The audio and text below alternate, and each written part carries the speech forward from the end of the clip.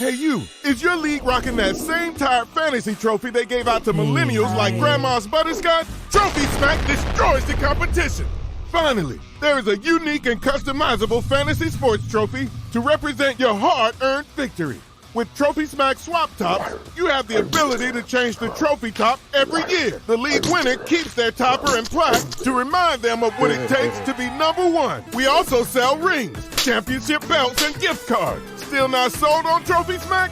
Take a real customer's word for it. It's clearly the best trophy on the planet. I bought the Trump topper and wow, doesn't that topper look like a winner? Oh, I almost forgot.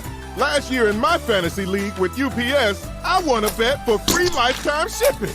So you're welcome for that. Take your fantasy smack talk to the next level. Visit TrophySmack.com to buy your trophy today.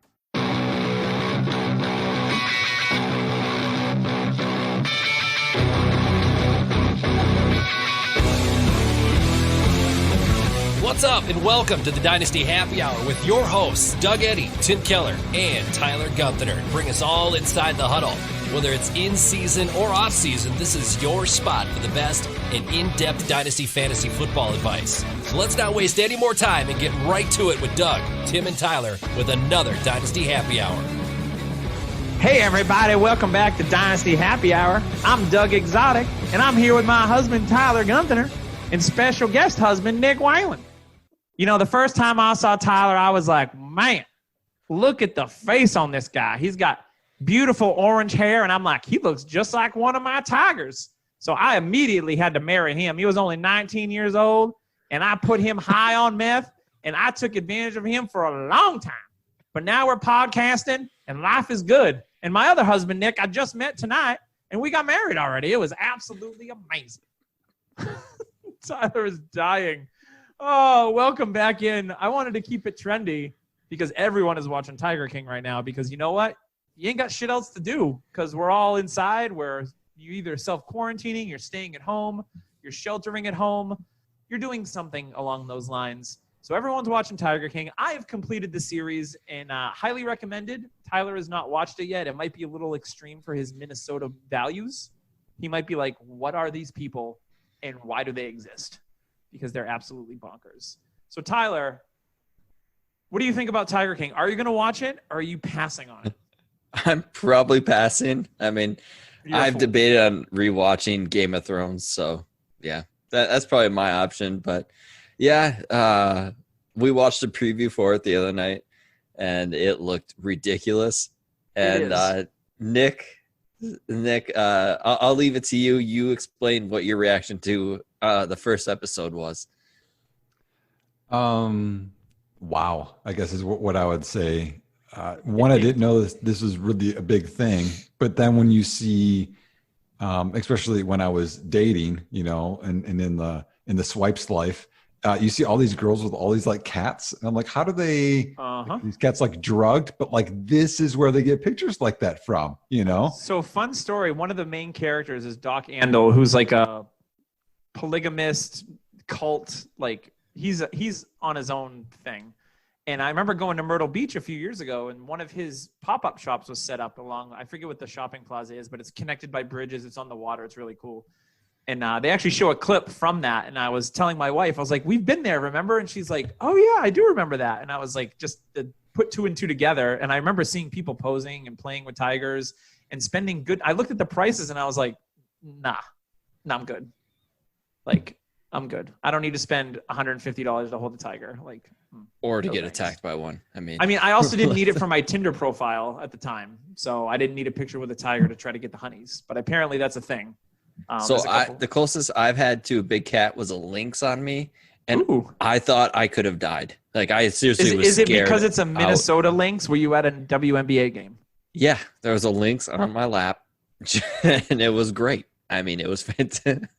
No, it was scary. I don't think I took a breath the whole time that lynx was actually on my lap. I was just like, was it purring?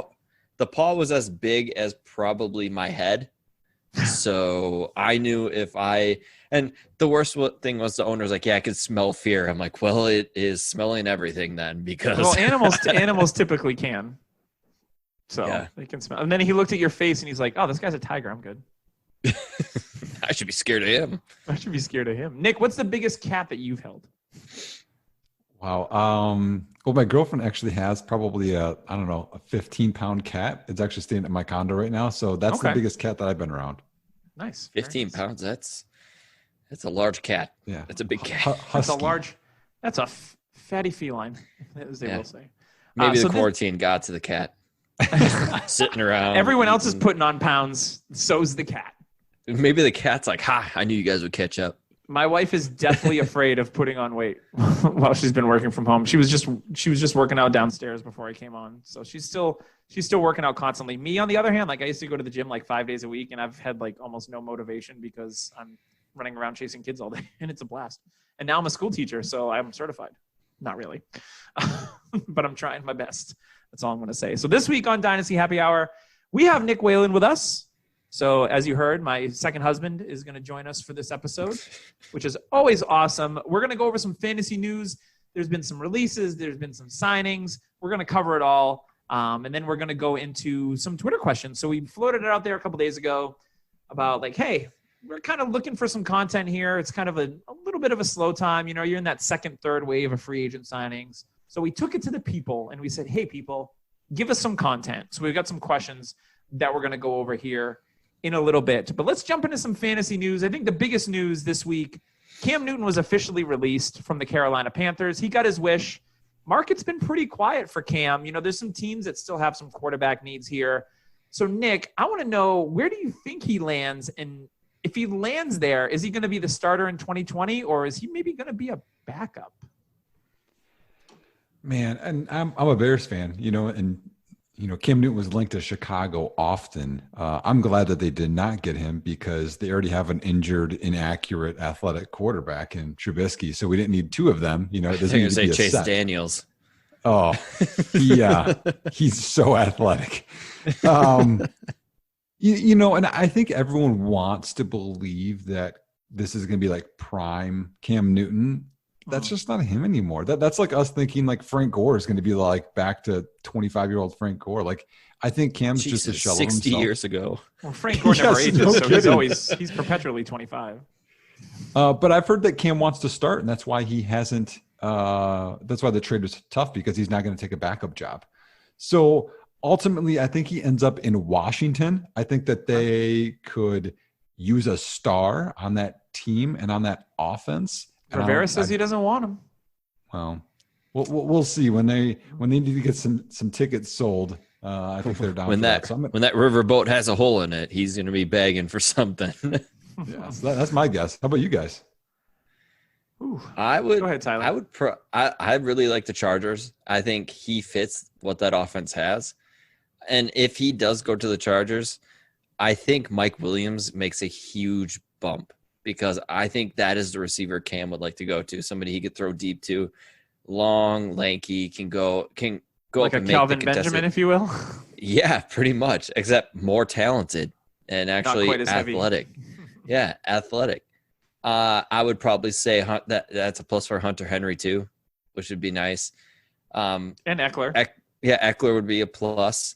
But yeah, I think he'd fit that offense perfect, and he'd look really nice in that the Charger blue. Yeah, they just changed their logo, a subtle tweak. Yeah, of the lightning bolt logo. I would like to see him come here to New England and play for the Patriots. I think it would be really interesting to see the offense change. Josh McDaniels drafted Tim Tebow, coached Tim Tebow. I kind of think that they want to shift things. Now that Brady's gone, I think they want to shift the philosophy a little bit. Now, I know that there's been a lot of support for Jarrett Stidham. We're going to talk about the backup QB that they did sign, Woo. I wouldn't be surprised if in the draft they go after a Jalen Hurts, maybe even in the first round. I know that would probably shock some people, but it wouldn't surprise me. I think that they want to kind of transition this offense a little bit more, and I think it would be good. I mean, you've got some pieces around Cam. Again, you talked about Mike Williams. What about N'Keal Harry, right? Like, that pretty much fits that same mold. If he's going to keep it short, he's got Edelman. They got James White. They have nothing at tight end, obviously. But, I mean, there's some pieces there, and I think Cam, I think New England can still be competitive. I think he could come in there, maybe an incentive-laden deal, and kind of prove that he's back and then be there for 1 year. and maybe they bridge it. Maybe they sign Cam to a deal and they draft Jalen Hurts, and that's how they approach it. I don't know. It's going to be interesting to see where he goes. I don't think he's going to be a backup anywhere. Tyler, I want to know, what do you think he's worth in Dynasty right now in a super flex league? I'd probably say a late second. Okay. It's around the area that'd be. Nick, you in the same ballpark? Yeah, probably. And actually, I was just in a startup, and he lasted longer than I thought. Yeah. But I think that's because we don't know. Like, if you don't know, he's not guaranteed a spot. I mean, he's just a notch above Andy Dalton. Yeah, I just can't see Cam Newton being in the league and then not starting. I mean, he's not going to dress like that and be a backup quarterback. Let's be honest. No backup quarterback dresses like that. So let's get to the biggest fantasy signing this week, and that was Robbie Anderson.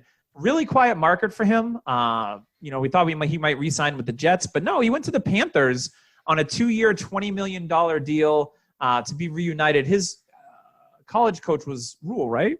Was that correct? Yeah. In Temple. Yep. So he's going to be reunited with his college coach from Temple. Thank you, Tyler.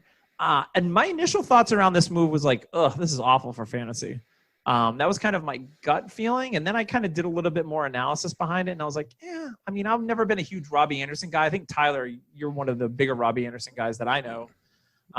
So what did you think of this move of Robbie to the Panthers and how it affects the ancillary pieces around him? Well, I was bumming at first because, Teddy is the quarterback, and Teddy's He's not ready with the 1-2 checka is what you're saying.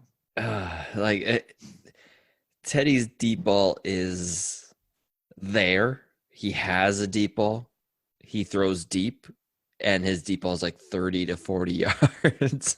Sure. But no, I think Robbie Anderson, I think Matt Rule will actually find a way to use him, and Teddy could be the starter, and Teddy could lose the starting job to PJ Walker, who they signed from the XFL, who looks very good. Don't put the cart in front of the horse. That's on the list here. Well, you know what I am. So there you go. It's like you own the company or something. So if, say, PJ Walker does come in and start, he showed well with the deep ball in the XFL. He has the ability to escape and run. But Teddy's the starter. Teddy got starter money. So let's talk about that. I think DJ Moore and Ian Thomas are probably the only two I'm going to want to own in Carolina. And, of course, McCaffrey. But I mean, other than that, Robbie Anderson it's gonna be tough to start him, I think, week to week, and trying to figure out, okay, is he gonna get 4 catches for 20 yards, or is he going to he's a good best ball target, really. Oh yeah. Or is he he's gonna have 6 catches for 120 yards and 2 touchdowns because he gets away. Yeah. Nick, any thoughts on Robbie Anderson to the Panthers? Yeah, I had a couple of debates on this on Twitter because, you can't say anything negative about DJ Moore or you'll get attacked. And everyone loves DJ Moore. And, he's everyone's favorite DJ. And can I be that Twitter guy? I was on DJ Moore first. I had him first. Here we go. Yeah. Go ahead. What I think this signing says is a couple things. One, I think that what they want for the offense, their vision is 3 wide receiver sets.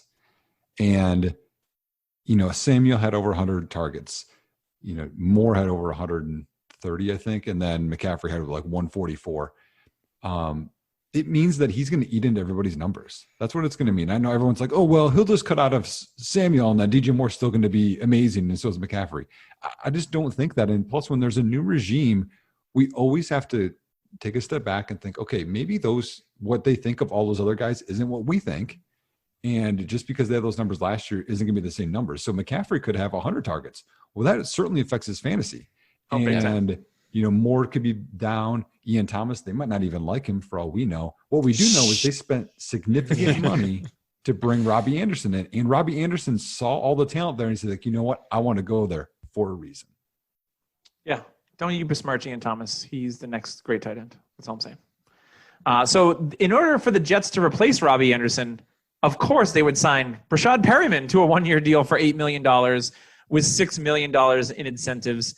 Perryman flashed. He probably won some fantasy leagues at the end of the year last year, to be honest. Did for me. So he flashed when Mike Evans missed the end of the season. So there's a lot of recency bias there with Perryman. But we all know, drafted by the Ravens, first-round bust. He looked hella old. Then he cut his hair. He went to Cleveland.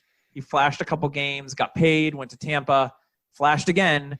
Is he going to flash for a third time on a third different team, Nick? Or is Brashad Perriman someone that you're just not interested in? Or you're like, hey, you know what? There's targets there, and Perriman could see some decent usage.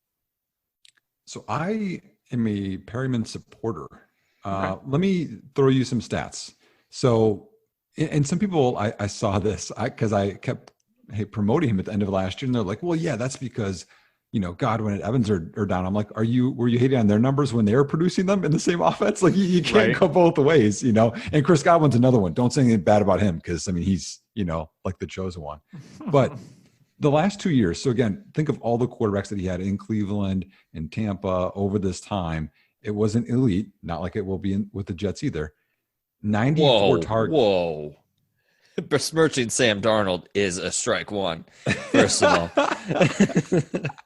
I thought besmirching Ian Thomas was strike one. I think he's on strike two. Man, I might be on this pod for only 10 minutes, but he had 94 I'm going to have to targets. divorce my husband here mid-pod. He had 94 targets the last 2 years. 94, not a huge number. And he had 985 yards. Are we like just, and I know, because he's not what he was initially in Baltimore, but are we really sleeping on him? Because those are some great numbers. That's some great efficiency. And it wasn't just at one stop. He had actually more yards per reception in Baltimore than he had in Tampa in that offense. So why not invest in Perriman? Especially at his price. I'm with him. Yeah. For the price and for the targets. Yeah. I'm with you with Perriman and the Jets. I'm a big Sam Darnold believer. I liked what Darnold did at the end of the season when he recovered from mono. Darnold, keep your mouth to yourself, especially now. Social distancing. Yeah. But no, I'm with you completely. I think Perriman, is he worth a third? You could probably get him for a third now. Yeah. I mean, you're going to be able to start him at wide receiver 3 every single week and be happy with it. Yeah, I mean, he should. I mean, the only target magnet in that offense is going to be Jamison Crowder. I mean, Lev Bell will get some targets out of the backfield. We don't know what their tight end position looks like with Herndon or Ryan Griffin. And then the other receivers on that roster, outside of Crowder and Perriman, like, I'm struggling to even think of one. Le'Veon Bell. Sure. But like outside of that, they're definitely going to draft a receiver or two. Like there's no doubt about that. I remember when they drafted a bunch of receivers a few years ago with like the Chad Hansen and I love Chad Hansen. Yeah. Right. They drafted like 3 or 4 receivers that year and like none of them hit it all. Sometimes you just got to throw it against the wall and see what sticks. That's crazy that Chad Hansen tried the NFL after he quit the band. Boy. Let's go over some backup QB news. And I'm just going to go over all these and then we can circle back and talk about it. So Brian Hoyer signs a really cheap veteran deal with the Patriots, his third stint with the team. So he's going to come in and compete with Jarrett Stidham as of right now. They don't have the third quarterback they have on the roster is Cody Kessler. So just a whole bag of Remember awesome him. Remember him. I do remember he was Cody a thing. Kessler. He had a decent fantasy week or two. Kyle Allen, former Panther, was traded to the Redskins, so he's been reunited with Ron Rivera. And the Panthers got a 5th-round pick back, which I think is actually pretty good because Kyle Allen, now he did flash a couple times. He was a pretty reliable QB2 in fantasy for a handful of weeks, and then he just imploded towards the end of the season, and he was throwing interceptions at a higher rate than Jameis Winston, which is just hard to believe. And then there was some XFL to NFL players. PJ Walker, which Tyler talked about earlier, signs with the Panthers. He's going to be competing with Will Grier for that backup role. So Tim, I know you're getting better, and we're not besmirching Will Grier, but it's not looking good for Will Grier. And then Jordan Teamu, I believe. Teamu signs with the Kansas City Chiefs.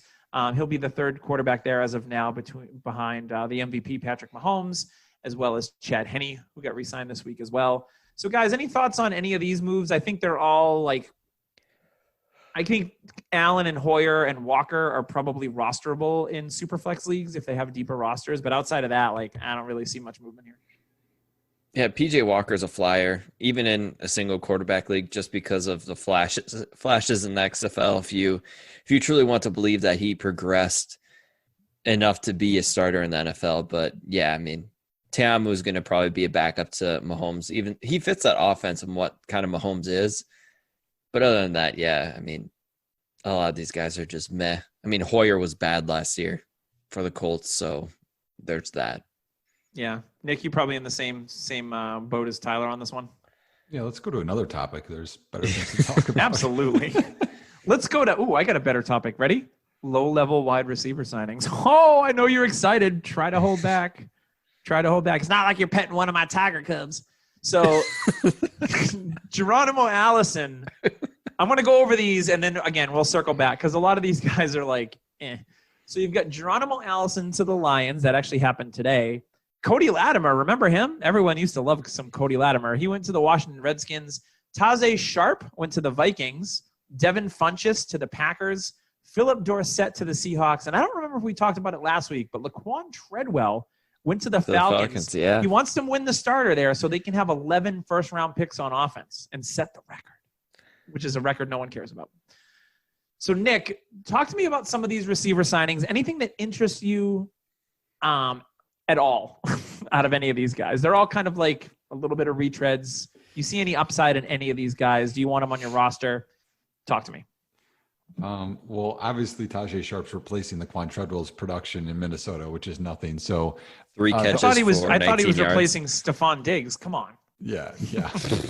Well, I totally think that offense is going 2 tight end sets, and it's just going to be revamped. So Irv is going to be so good. Irv is going to be so good. Irv, Rudy, you got Cook. I mean, Madison's the guy to buy there, I think, because they're going to, get more carries. But of the wide receivers, digressing back, Funchess is the only one that I would be even thinking about. And I don't believe in him, but there's targets to be had in that offense. I mean, they did lose the stud in Jimmy Graham, so there's more to be had. But hey, Chicago's got him. Woo! Win for you guys. Nick, I think you're completely forgetting that Equinemius St. Brown is coming back. Oh gosh, that I hurts. liked him out of high school. And then I just hurt Tyler in his heart. I stabbed it right there. I think I just killed my husband. I'm dead inside. I want to feed him to a tiger.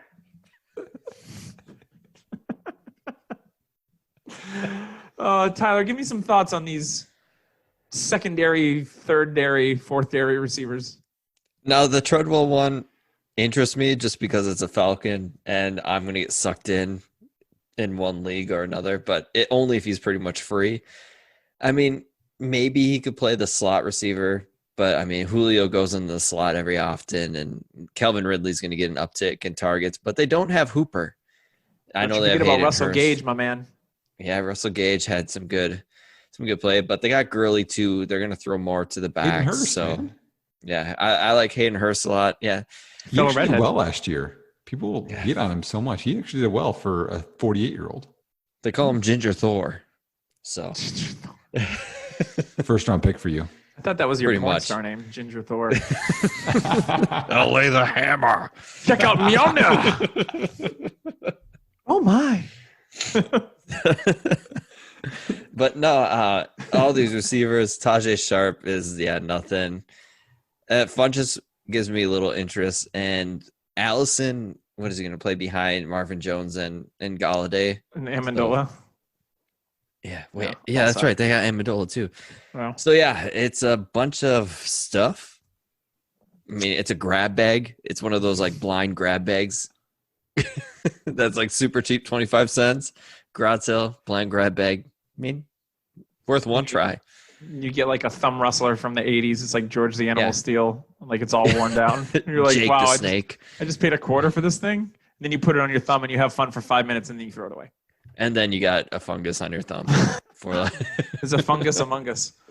All right, let's keep it moving. We had Tyler Eifert to the Jaguars on a 2-year deal. Why would you sign him for 2 years is beyond me. Maybe he's a good tight end. Maybe he's going to come in and mentor. He's going to mentor my boy, Josh Oliver, is what he's going to do. This is my theme this year. Jason Witten's going to mentor Foster Moreau. Tyler Eifert's going to mentor Josh Oliver. And they're both going to break out in their 3rd year. That's what I'm saying. It's probably not true, and I don't care, but I'm just so irrational around those 2 players that I'm just going to make that happen. I like Tyler, talk to me about Tyler. Great first name. Handsome. Awesome. Great college, Notre Dame. So when I saw Tyler. I like the signing. I don't like it for Josh Oliver because that hurts him. He's probably going to sit behind him. But then it might be good. But how you say mentor, hopefully he doesn't learn the injuries because Josh Oliver had injuries last year. So hopefully he doesn't learn those injuries from Eifert And like Eifert's like, so here's like, oh God, my knee. Like, and He like Josh Oliver's farts on the sitting there. bench and pulls his hamstring.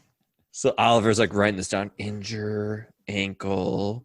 Like, hopefully that's not the mentoring we Break get. back. Okay, don't want to do that. But Eifert, if he can play 10 games, I think he'll be a reliable tight end. He'll get 4 catches, possibly the touchdown dependent type guy. And as a second or third tight end on a team who's going to be super cheap, yeah, I'd love to get a share of him. Really? Nick, are you interested at all in Tyler Eifert, or are you just like, nah, dog, he's washed? I am, because did you know last year Tyler Eifert had his second most receptions in his 7-year career? I think he played all the games too. Yeah, he did. And his third most yards that he has in his career. So granted that he's been hurt all of those other years, but just saying, and he's always been talented. I really liked his talent. Oh, for sure. So, super talented. And look on that team. Who do you have? You have DJ Chark, Westbrook. Don't forget they tendered my boy Keelan Cole with a second rounder, bro. Yeah. Gardner's a good quarterback too. I like Gardner Minshew as a quarterback too. I think he's an accurate quarterback. He's going to see the middle of the field well. And you know who would own Tigers? Gardner freaking Minshew would own Tigers. Yes. Hey, I'm Gardner Minshew, and I'm here with my Tigers. I went and saw Joe Exotic, and I got some Tigers down here in Jacksonville. Actually, I didn't get Tigers at all. I got me some Jaguars. I saw a Jaguar. You know what's funny is I saw this meme, and this girl said the one thing I've learned the most from this show is that tigers cost less than my dog. Yeah, they were like, Jeez. they're like, Is this that tiger true? right here is $2,000. I'm like, I can buy a tiger for $2,000. Yeah, exactly. I mean, they Great. cost an Now arm and a Doug leg to sold. feed the damn things, but like, I kind of want a tiger now. No, you don't. You hate a neighbor. Boom. Fed. I got a pool the tiger can swim in. That's lying. Yeah, you though. kinda That would got- probably be bad. That would probably You be got bad. an exotic backyard, kind of. Sure. Is he You gonna look start even a more zoo? exotic with a tiger. Doug Exotic. You'll be swimming around, and all of a sudden the tiger's following you around the pool. Oh shit! Oh shit! Oh shit! Oh shit! Ah, it's gonna kill me. I gotta dive deep. I can't Tiger- go that far. Good thing cats hate water. I'm staying in here forever. It was a lie. All right, last bit of news. It's a real exciting one, guys. So brace yourselves. Peyton Barber to the Redskins, because they just like collecting running backs. They've got Darius Geis, Adrian Peterson, Bryce Love. I think Chris Thompson is still on the roster. They've No, got he's Peyton not. Barber. He finally leaves the Buccaneers. I thought they loved him. I know, Tyler, this probably gets your pants moving a little bit, because this is one less person for Rojo to compete with. Now, if Rojo can make it through the draft, how not gonna happy happen. are you and Nick if that happens? Well, I gotta hand it to Nick for giving me the Rojo faith. And when he was breaking down Rojo's tape, he's the one that told me that, Rojo's a special player. Now, I do think the weight gain that Rojo had did slow him down a bit last year. I didn't see the explosiveness. And I do think they draft a running back, but I think Rojo's still going to get touches. And yeah, I mean, if you've got Rojo, I don't think you can sell him, because people out there still hate him. And if you are looking to buy, I think people are going to ask way too much for him, because he is the only running back. So I think pretty much if you own Rojo, you've got him. If you don't, you're not going to get him, because you're not going to want to pay what he's worth to the other team, because everybody else's players are worth more than what you want to give. So I think Can you wait repeat till that the again draft. for the people in the back? That is very, very true. Repeat it again. Everybody else's players are worth more than you're willing to give.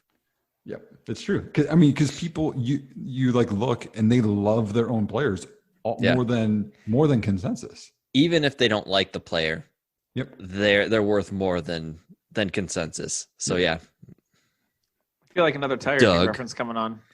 So especially in that show, right? Like, these are the most narcissistic people I've ever seen in my entire life. They are just full of themselves and like ridiculous. I couldn't get over it. Talk to me a little bit about Rojo, Nick, because I know you want to. Yeah. So obviously I touted Rojo a lot coming out. He was my second ranked running back in that class. So I got so much hate from all the Darius Geist truthers out there. So Did you get as much hate as that bitch Carol Baskin?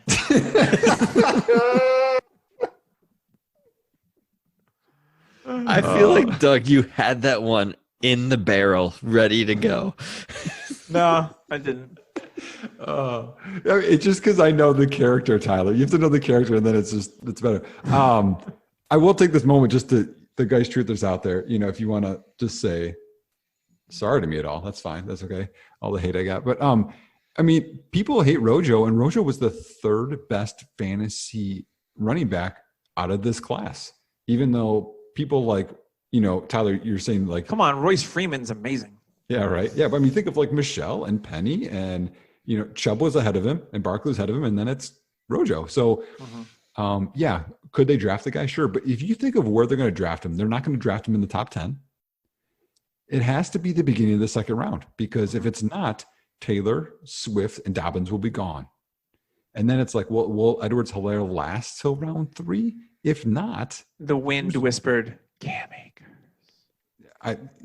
He's overrated. So now I'm definitely divorcing my second husband. Strike 3. I'm here for it. So I think I know a lot of people say don't buy running backs, wait till after the draft. This is a sneaky one because you can calculate it. If they don't get him at the early round 2, and think of last year, Arians was the coach, and it was round after round. They're going to get a running back. They're going to get a running back. They're going to get a running back. And I kept just tormenting everyone on Twitter saying, "Oh, no running back again. Oh, no Dare Ungabawale season." Yeah, exactly. It's like Damian Williams all over again. Like no matter who it is, anybody but Damian Williams is exactly what Rojo is. And really the value play is Rojo.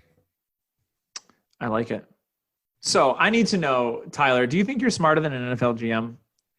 Yes. Based on all these signings that we've seen? Yes. Bill O'Brien, yes. My left testicle is smarter than Bill O'Brien when it comes to being an NFL GM. I've asked him. He confirmed.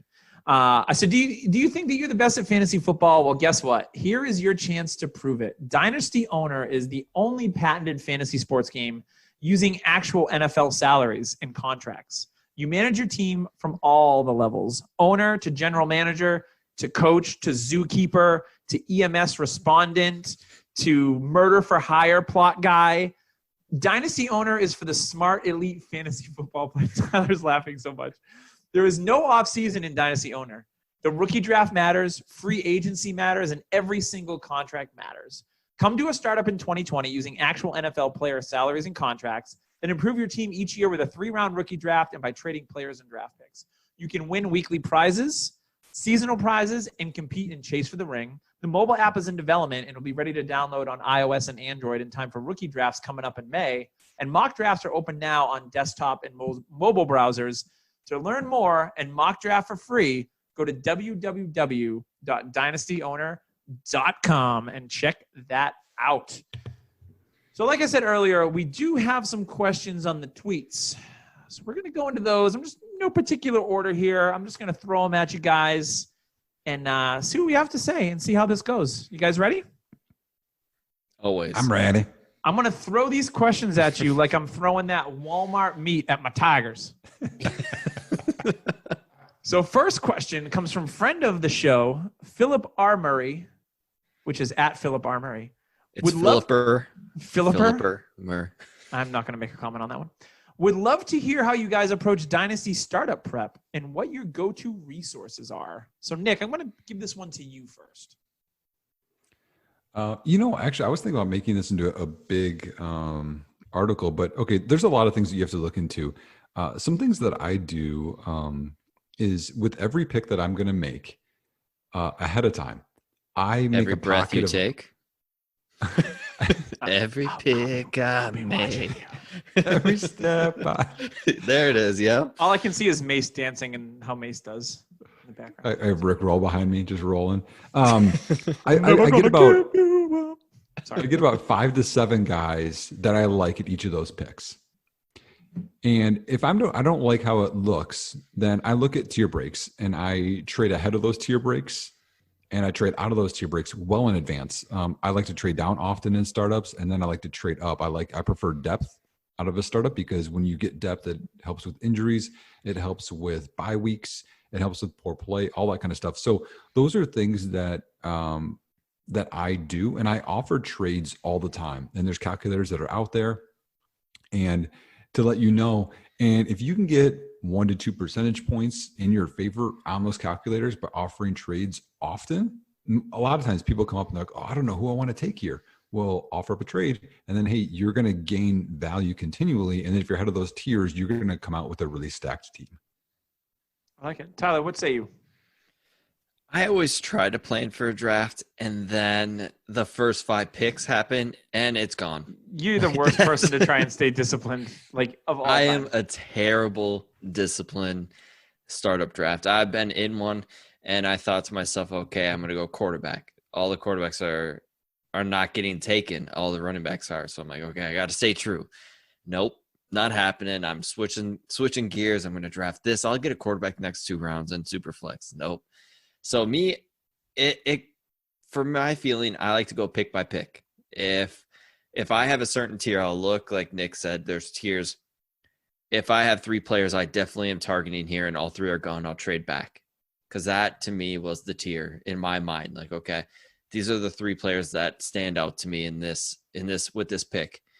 They're gone. I can trade back because there's plenty in the next tier. And then next pick happens, say there's plenty in the next year, you count how many picks you have left, you can still trade back. And I'm with Nick, and I like to trade back at the beginning, accumulate future picks.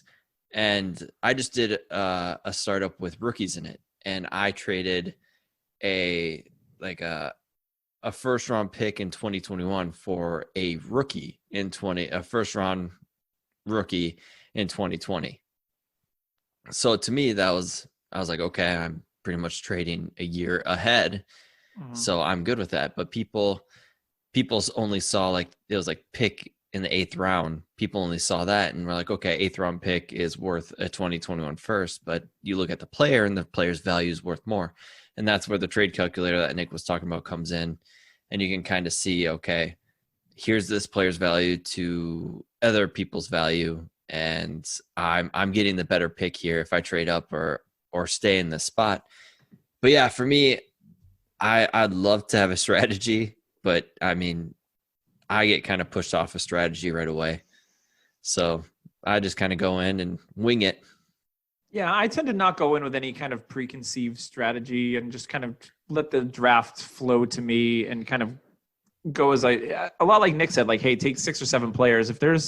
If I look at, like, maybe I'm on the turn and I'm like, all right, there's 6 or 7 players there, and I only really want one of them, like, I'll probably take one and then try to trade my next pick, try to trade down and gain assets, because I too like to build depth, because again, we have injuries. I think it helps you with trades eventually too. Like, if you have a solid roster from top to bottom, then you can trade players that you might hit on and not feel as bad because you have a solid roster. So you're not, like, depleting your roster of studs.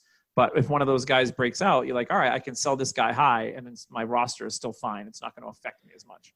Another thing is 2021 first in a startup right now are going to be worth more in that startup than when they're done after. Players are going to be worth more once the startup's done.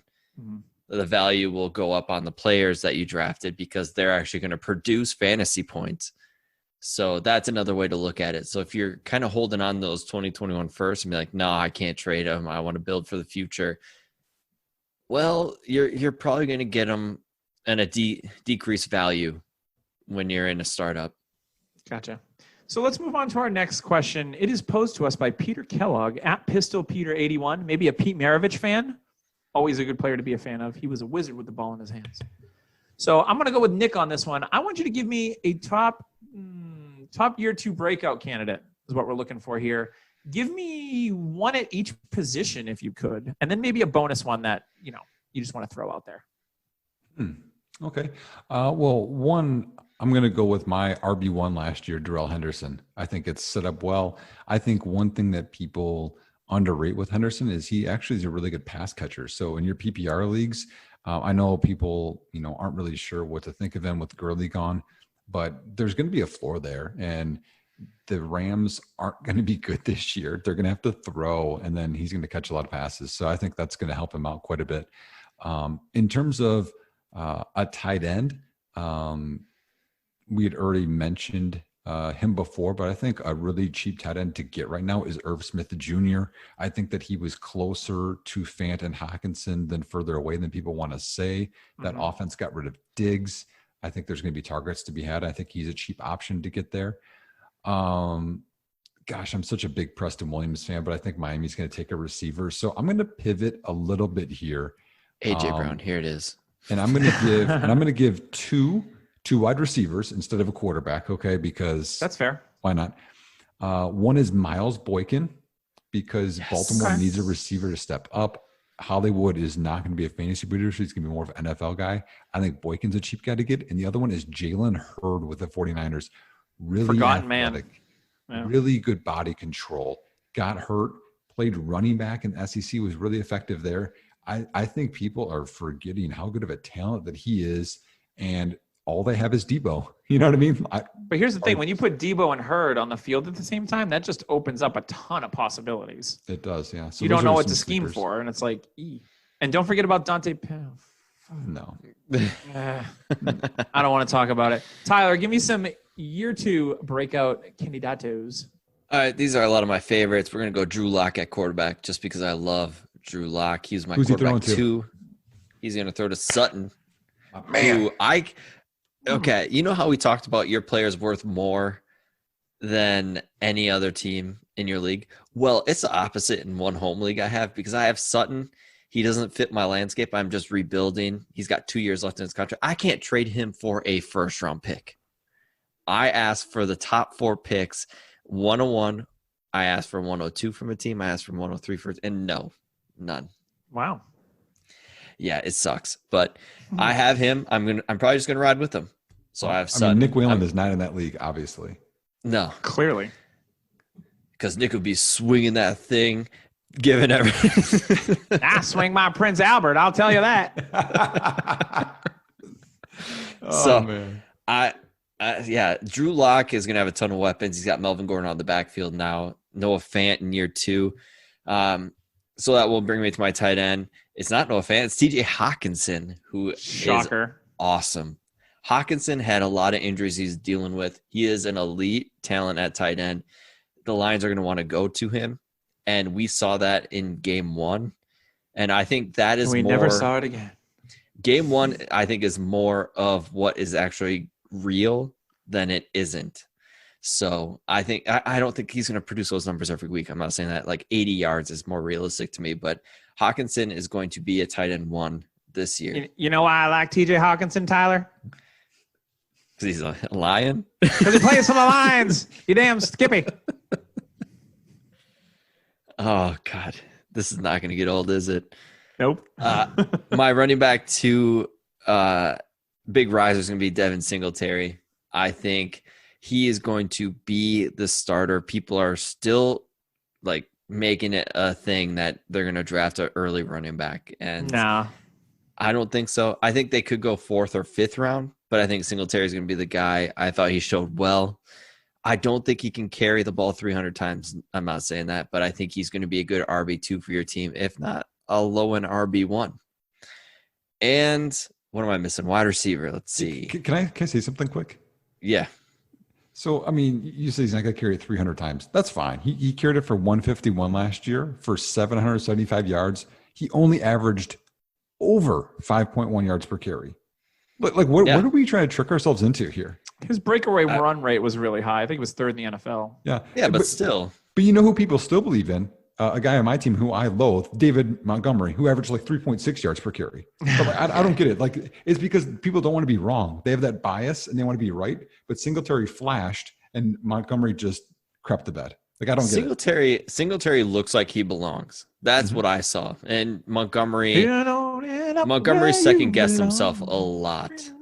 Like, he got the ball and it was like David Johnson in Kingsbury's offense. Like, he was just like, he got the ball and just stood there for a second. Was like, it's because they're both named David, isn't it? It's a David thing. I'm against Davids. If your running back has David in his name, I'm trying to think of a David Wilson. Well, he got hurt. Oh. Wow. Way to bring that up. Wow. God, Doug. I like David Wilson. And then, Coming in as a wet blanket, just draping over the podcast. That's usually your job, Tyler. I'm trying to adapt here. And my wide receiver, God, this is Doug, a little what tougher. team did David Blau play for last year? Blah. Oh, God. He's a quarterback for. Who did he play for last David year? Blau was David Blau. He was the quarterback of the Lions.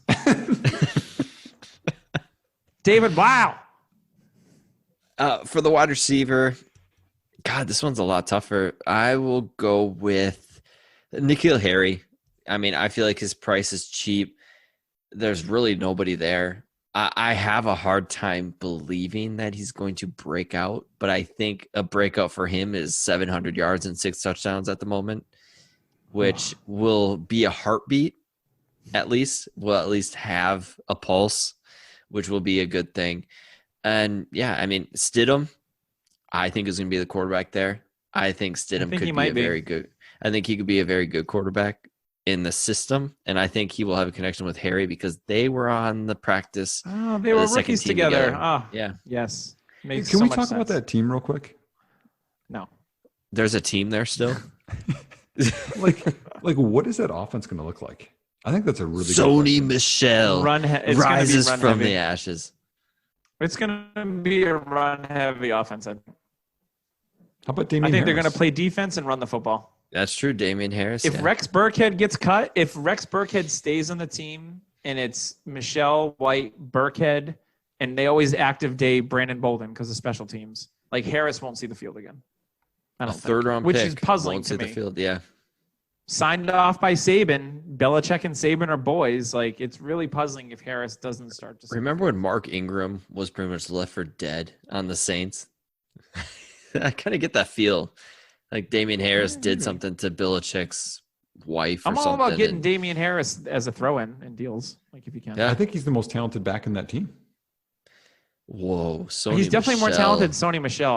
I am not a Michel guy. Sony Michel's knees are Running very in upset cement, with you. Michel. No breakaway speed, Michel. Like, That's the most puzzling thing. Sony Michel looked so explosive with Georgia and then hit the NFL.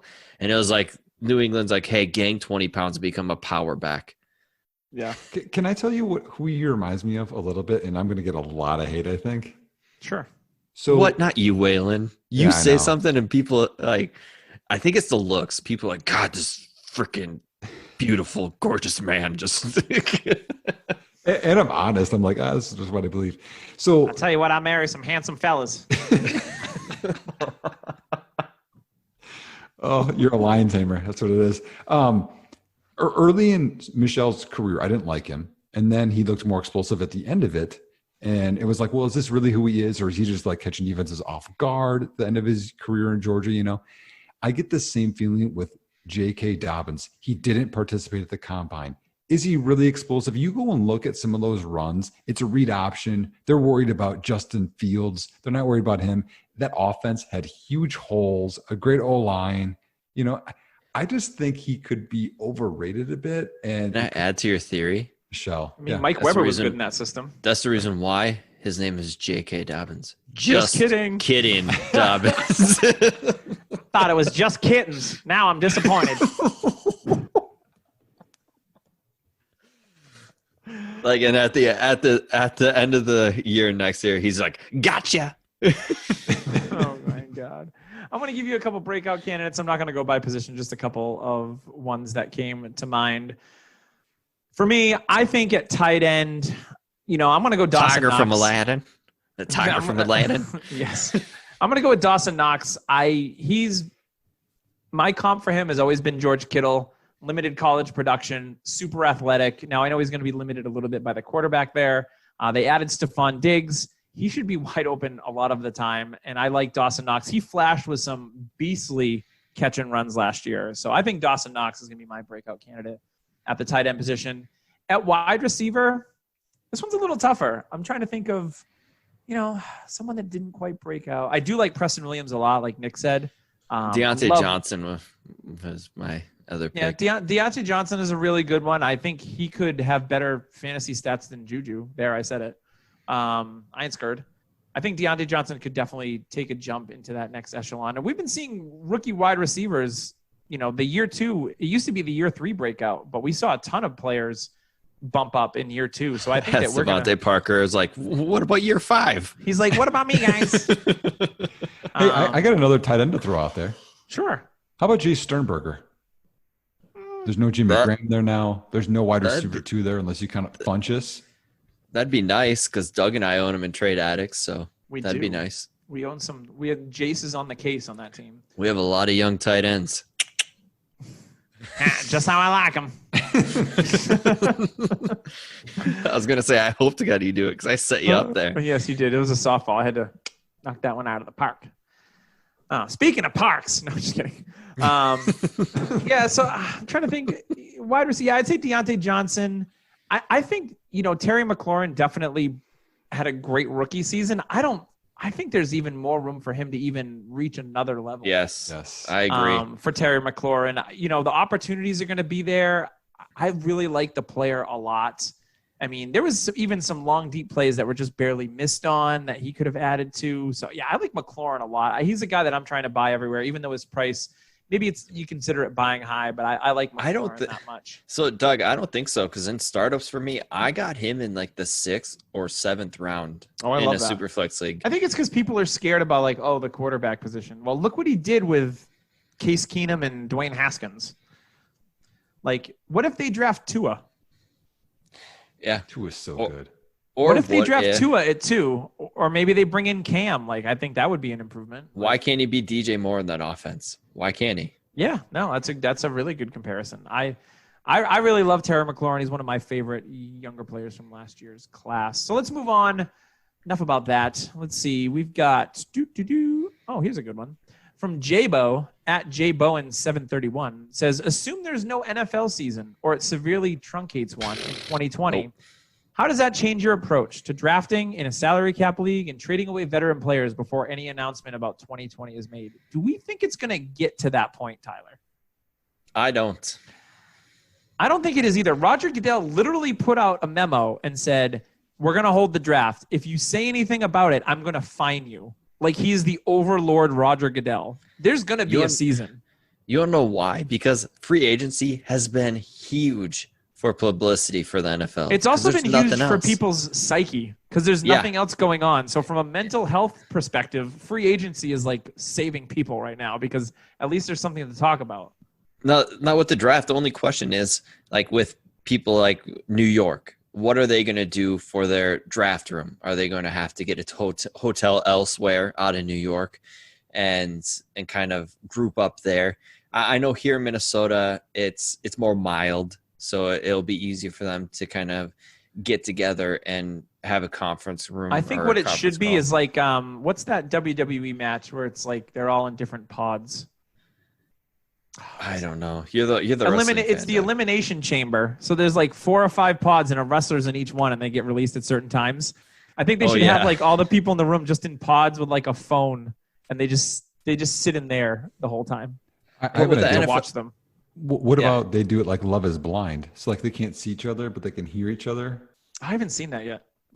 Yeah. It's a pop culture reference, Doug. Come on. I know. I haven't seen The Circle. I'm not a big into the dating reality show thing. Although The Circle's more social media. Nick is in young love right now. He's got that girlfriend. He's not married, so they watch those cute little shows together.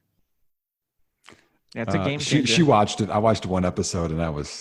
You're like, all of a sudden, no. I'm not like that. I don't do that. You know what? How about this? To a huge detour. My best friend was on The Bachelorette.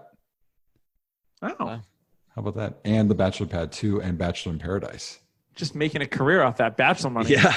I mean, maybe he needs to second think about how he approaches dating after being on those shows. Right. He's a Minnesotan right now up there, Tyler. So. We're a lot. He's got a kind heart. Yeah, I was going to say. He has a ginger beard too. Just saying. Is his name Tyler? It's David. No, I'm kidding. It's not. It's David. We'll keep him anonymous just to I don't like him. Nope. Things changed. His name's David. He's a bad running back. He's a bad running back. Goddamn Davids. I only marry me some Tylers. So it's actually one of his husband's name, by the way. Here's a fun thing that I read tonight. Is the Premier League. So I'm not into soccer, but the Premier League is looking at continuing their season by housing some kind of a complex in the middle of nowhere. And they said, what if the NFL does this too? Like if they get some land or some fields and rooms and they make sure no one has it and they continue the NFL season in basically like their own like little world. And the fans won't be there. They won't be affected by the virus then. I don't know how they could regulate that, but that's a way that we could still have the season without. Personally, I believe that we are not going to have a season. And so because of that, I am not drafting a lot of old players in startups right now or trading for them. I would rather go youth heavy, even if I am at a loss, just to kind of help myself. See, Nick says no season. I've got to go against that just because we're still in March as of now. We're going to hit April soon. I mean, we've got 5 months for this thing to level out a little more. I'm not saying it's going to hit zero. It's never going to hit zero. We're going to live with this like the flu. That's the issue that we're going to run into, is it's not going to go away. Well, Tyler, you're obviously not from America, because we're going to wipe this thing out bigly and hugely. We're going to live with it like any other disease that has come into this world. Like herpes. That you can't get rid of. That's forever. That's true. Very true. But no, and I think the progression of antibodies that they are getting from people who have recovered multiple times from this, and we're going to get the antibodies. We're going to figure out something. We're already progressing in that aspect. I think that there's going to be brighter days.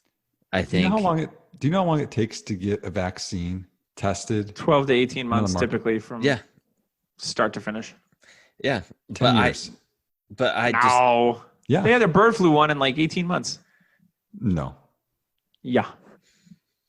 Okay, so I mean, my girlfriend, who's in biology, told me it's 10 years. They still don't have one for a regulated one for, what was the other one we had? Ebola? H1N1. H1N1 was bird flu. Yeah. Which is a coronavirus, by the way. Okay, she said it's not regulated and it's not. Oh, well, I don't care if it's regulated. If it works, just give it to me. Yeah. Okay, and what if there's side effects? And what if there's something bad that happens? If I grow a third testicle, I don't care. All right. Yeah. Just more swimmers, right? Oh God, like you need them. There's one of, anyways, I just think that's wishful thinking. I mean, before it's not the fall. It's not out of the rant. It's not out of the, possibility at all. Like I'm not counting it out. I'm not saying, oh, for sure that's never going to happen. Here's my idea. If there's no season, here's what I say. Get all the players online. They play as themselves in Madden. And each one of them is hooked up to a camera and they react to the plays. I would watch that. The worst. Oh, that would be so much fun. Like you see like the TVs in the middle screen, and then you see the players that are active in the play. They pop in. So like you see Brady with Tampa, they show him playing the game as he's back to pass, and then he throws it to Evans. They switch it to Evans, who's playing as himself, to catch the pass, and you watch their reaction when they drop it or if they make a big play. That would be amazing. I would watch that. Are you actually a reporter? Because that is so dumb. That is the worst question I've ever heard. Go Pound Sand. You're terrible. Quit your job. But no, I can see a cut short season, but I honestly think they will figure something out. And Goodell, out of all people, is going to be like, nope, we're playing right in the thick of it. Like that is Goodell's thinking. Ugh, good luck I don't with know that. how. Okay, if you're a player, do you play? I mean, that That's could the be other that could be an option. They could be like, okay, do you want to play or not? It's elective. Well, Yeah. no, I'm just saying if you are. So Tyler, you are the starting quarterback for the Vikings. Okay. And they say that you have to go and travel to all of these, 8 other cities and 8 games in Minneapolis. And your wife and kids are like, well, we don't think that you should. Would you play? And Tyler's like, I'm going to strap on a body condom. Let's roll. Okay, if I'm away from people and for sure, and I can get tested and say they do come out with tests that you can figure it out within 12 hours. Yeah. I mean, yeah, I'll play. If I can find out if I have it on the way there and then on the way back. Yeah. I mean, they're already working on rapid testing. Well, what about this? Maybe. They give every player in the NFL the virus. So everyone has it, and then then they recover, and then no one can get it again. From a player's perspective. Okay, Doug. Once again, that was the dumbest question I've ever heard. Infect them all, and then they'll all be immune, and then you can play a season. But that's not what people are worried about. They're worried about the spread. Who can play the best under the sickness? It's like you have to overcome. An NFL physician go knock on their door. Hey there, hello, Mike Evans. It's me. I'm here to give you your virus. I'm going to inject you, and you need to be by yourself for 14 days, probably 30. It's cool. Here you go. We're going to have a season. I mean, I could also see them being like, okay, we're going to play a season. Can you be away from your family for a couple months? It's going to be so interesting to see what actually happens. It will, and I do think they figure out a way. And I do like Nick's idea of kind of just an area out in the open, out in the middle of nowhere, and they play. There's just UV light everywhere. The field of dreams. Right, but then you think about like coaches and players. Like, would they be okay with that? Like, would they have the same film time? Would they have the same? They'd be like, well, this isn't. The NFLPA would have to agree to it. Like, I think it's so complicated. Well, the Saints are going to complain because they always do. And Sean Payton's like, I already had this thing. Like, whatever. I mean, if Tom Hanks can beat it, everybody can. Yes. If you build it, they will come. Yeah. Facts. All right, let's go on to our next question. We got a couple more, and then we're going to wrap this thing up. We're slightly going off the rails here. So William R. Zog at Zoggy3333 says, this is an orphan team I picked up. The guy won last year. It's super flex. I was going to keep Drake. I believe this is like round 5, Henderson 7, Stafford 10, and Hardman 16. How early should I consider Burrow, Judy, and Taylor? Now I'm going to bring up his team here. Let's see. Give me one moment as I'm clicking. Where is his team? It's in a different thread. Please hold. Boo. Yeah. Just well, okay. if you don't have quarterback, I mean, it's the most important thing in a superflex team. I mean, yes. Quarterbacks are extremely overvalued in superflex. Doug, you and I are in Trade Addict 7. We have Darnold and Nick Foles as our two quarterbacks. Yeah, it's hot in the streets right now. You can probably guess which direction we're going because we have picks 1, 2, and 3. Yep, quarterback, and probably running back. Hey. Yeah, there you go. Maybe receiver. So his starting lineup as of right now is Sam Darnold, Kenyon Drake, James White, Amari Cooper, and Julio Jones. Nobody currently in the tight end position. Julian Edelman, Brashad Perryman, and Jameis Winston is like. Well, he's got Julian Edelman at quarterback, so what is he worried about? That is true. He's going to have that flexibility. His bench is Will Grier, DeAndre Washington, Boston Scott, who I like. Bye now. Mike Boone, Tyler's boy. Naheem Hines on the up and up. Darrell Henderson. Dion Lewis, Dion Torque Lewis. Juju Smith-Schuster, McCole Hardman. Jeff Swaim. He really has nothing at tight end here. And let me see. And Jordan Reed. Oh, he's got Jonnu Smith. Okay. Jordan Reed on the IR forever. And Matthew Stafford also on the tight IR. end still. Hey, I like Jonnu. Shut your mouth.